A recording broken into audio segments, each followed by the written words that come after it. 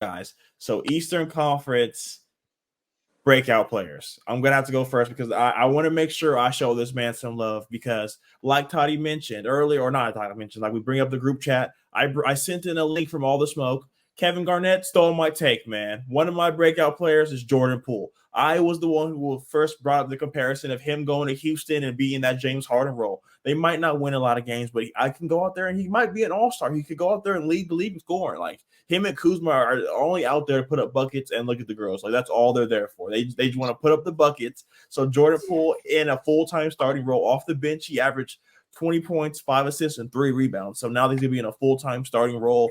Tyus Jones knows how to get his guys the ball. So I think he's going to be in a perfect opportunity to have a breakout season.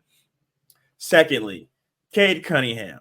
He was a guy who played 12 games last season and put up 19 points, 6 boards, and 6 assists. So if this guy can just stay healthy, essentially in his second year, he's going to show that Monty Williams and this Detroit Pistons team can be a team that compete for the play-in because they're going to have an all-star caliber player in Cade Cunningham. He was number one for a reason. Everyone went back and forth between him and Jalen Green. In my opinion, I believe Cade is the better player each day, every day of the week. He's a big point guard. He can do it on both ends of the ball. He's going to be able to make life in Detroit really well. Him and Jalen Duren playing is going to be one of the best pick-and-roll duos in the NBA. So I'm really looking forward to Cade Cunningham. And then my last guy, Benedict Mathurin. We talked about the extent, the birth of Halliburton. So we saw him get traded and him really be able to flourish with the Indiana Pacers. They drafted Benedict Mathurin all offseason. We've heard nothing but negative things about Buddy Hield wanting to be out. So now Benedict Mathurin, if Buddy Hield is traded, will step into that first role, that first starting guard for the shooting guard. And I think he's got to blow up. He had a really good season, finishing second team all rookie. I think he's going to be a breakout player. And if the Pacers want to make the strides in the Eastern Conference to be a team that can compete for the play-in or maybe even a 6th spot, I don't know, top 5, but if they want to make this jump, I think Benedict Mathurin alongside Halliburton could be a backcourt that are going to be very good to see. And then honorable mention, I think Obi Toppin. I think Obi Toppin in Indiana is going to be able to flourish. We saw what he could do with the Knicks, but now he's going to be free. This is a young team that want to get up and down. I think he's going to be huge. So, Alex, I'm going to bring it to you next. Who are your breakout players in the Eastern Conference? So you already stole mine, so thanks a lot. You're And that welcome. was Jordan Poole from the Wizards.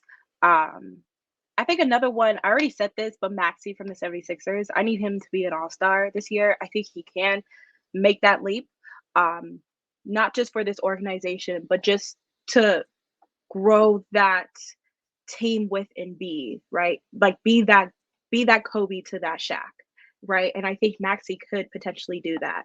And then Mikal Bridges from the Nets. I think you kind of saw it somewhat in the net, or not the Nets, the Suns when Booker was out a little bit, and then it kind of translated into the Nets.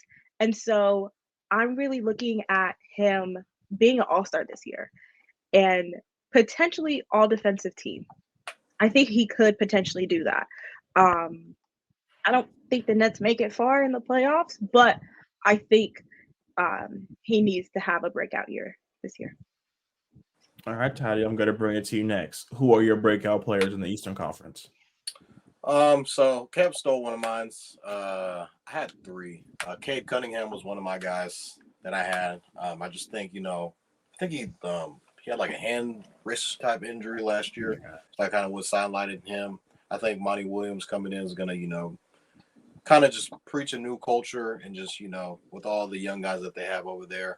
I think he is just somebody that, was number one pick at one point in time. I think he's going to show you a lot. I feel like he kind of gets lost in the sauce a little bit.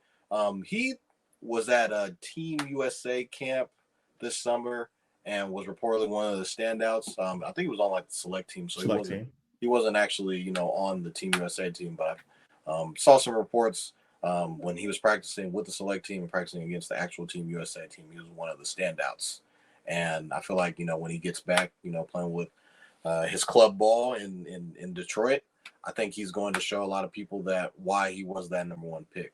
I have two more after that, and they're actually on the exact same team. It's Franz Wagner and Paulo Banchero.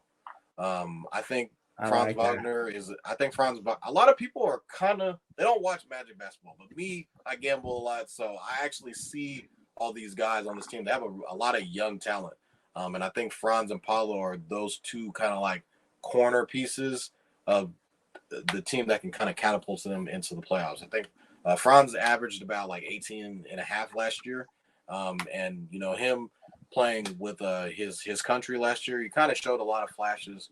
Especially against Team USA last year, or not last year, it was a couple months ago. But on how good he actually can be, and Paulo Banchero, obviously being rookie of the year, I mean it's pretty much the sky's the limit for him. He is a guy that can be top 10, top 5 in this league. He has that potential, and I feel like just the tandem of those two. By the way, they're both like 6'9" a piece, so.